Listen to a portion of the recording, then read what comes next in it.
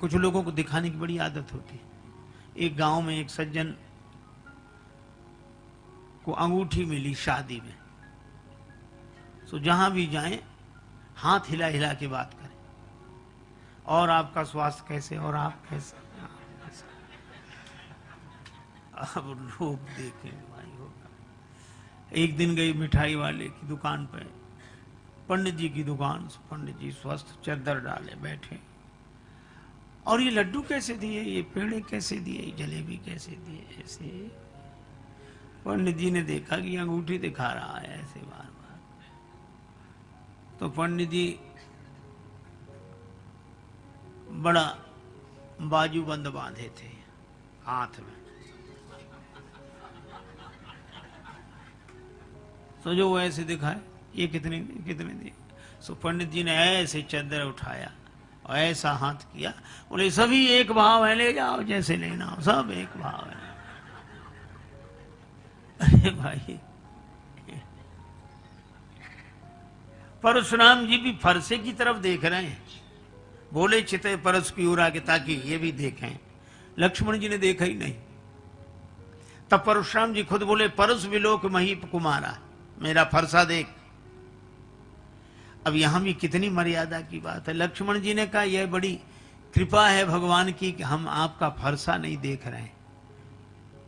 फरसा देखते तो कभी का झगड़ा हो जाता, तो ये झगड़ा रुका क्यों है? का झगड़ा इसलिए रुका है क्योंकि हम आपका फरसा नहीं देख रहे हैं, हम तो आपकी जनेऊ देख रहे हैं। भृगुसुत समुझ जनेऊ विलोकी।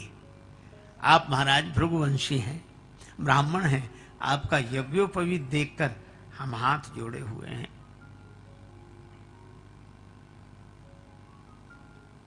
अब तो परशुराम जी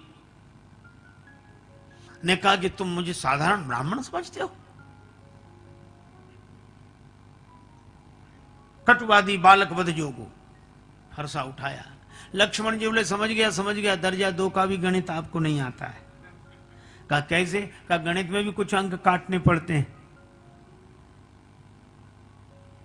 एक सवाल होता है भाग, और भाग के 3 विभाग, भाजक, भाज्य, भजन फल। भाजक के द्वारा भाज्य को विभाजित करते हैं, दाईं ओर भजन फल अंकित होता है। कभी कभी भाग लगाते लगाते अंत में शेष बच रहता है। ये शेष क्यों बचता है? परशुराम जी बोले कटता नहीं है। लक्ष्मण जी बोले जब गणित का शेष नहीं कटता तो ये पाताल का शेष कैसे कट जाएगा जो फरसा ले लेकर आप मेरी। काल है भाजक, सृष्टि है भाज्य, और काल भी जिसको नहीं काट पाता है। नैनम छिंदंती शस्त्राणी, नैनम दहती पावका। स्वामी राम तीर्थ जी बोलते थे मौत की भी मौत आएगी जब मेरी मौत आएगी। राम जी मुस्कुराए, परशुराम जी ने उधर फरसा दिखाया। लक्ष्मण जी बोले हिंदी भी नहीं आती। ज्ञान अखंड एक सीता भर अखंड का जो खंड करना चाहे। श्री राम जी आगे बढ़े, आगे चले बहुरी रघुराया, ऋष्यमुख पर्वत नियर आया, तहां रहे सचिव सहित सुग्रीवा, आवत देख अतुल बल सीवा। अति सभी सुग्रीव जी भय से भर गए।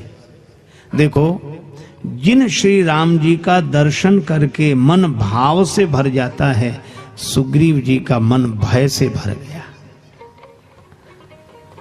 क्यों? भ्रम हो गया। अच्छा, वैसे तो श्री राम जी का दर्शन करके भ्रम बहुतों को हुआ, पर श्री रामचरितमानस की कथा के अनुसार 2 के भ्रम में बहुत साम्य है।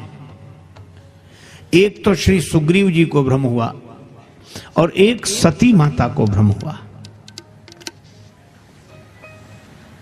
अच्छा, एक अद्भुत बात है, सती जी को भी तब भ्रम हुआ जब श्री राम जी के संग सीता मैया नहीं है, और सुग्रीव जी को भी भ्रम तब हुआ जब श्री सीता जी प्रभु के साथ नहीं है। संकेत क्या है? श्री सीता जी साक्षात भक्ति हैं, और यह कथा संदेश यह देती है कि भक्ति के बिना भगवान को देखोगे तो भ्रम हो ही जाएगा। इसलिए भगवान को जब देखो तो भक्ति के साथ देखो।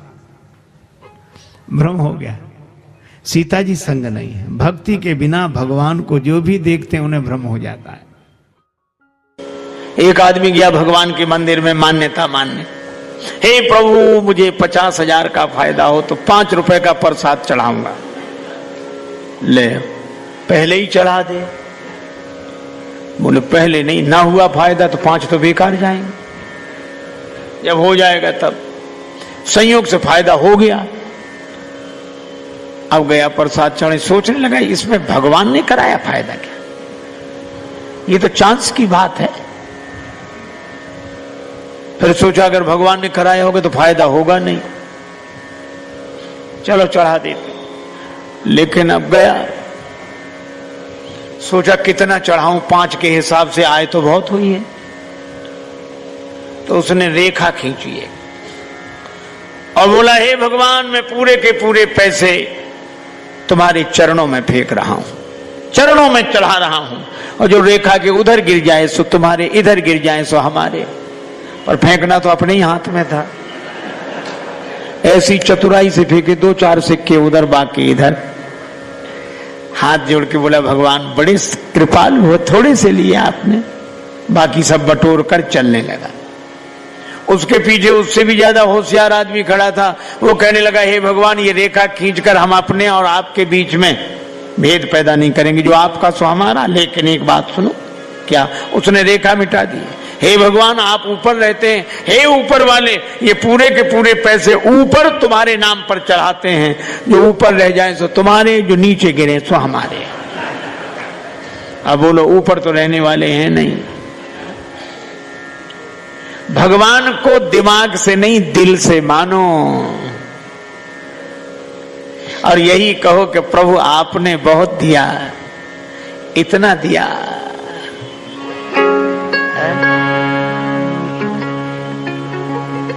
इतना दिया दाता ने मुझको जितनी मेरी औकात नहीं, इतना दिया दाता ने मुझको जितनी मेरी औकात नहीं। ये तो तेरा कर्म है दाता, मुझ में ऐसी बात नहीं। तो हमने ये कथाएं सुनी स्वामी राजेश्वरानंद जी महाराज द्वारा। बहुत ही सुंदर तरीके से इन कथाओं का वर्णन उन्होंने किया है। उम्मीद है आपको ये कथाएं बहुत पसंद आई होंगी। अगर आपको ये कथाएं पसंद आई हैं तो चैनल को सब्सक्राइब कीजिए, वीडियो को लाइक और शेयर कीजिए, ताकि इस तरह की प्रेरक और हास्य कथाएं हम आपके लिए लेकर आते रहें। आपका बहुत बहुत धन्यवाद।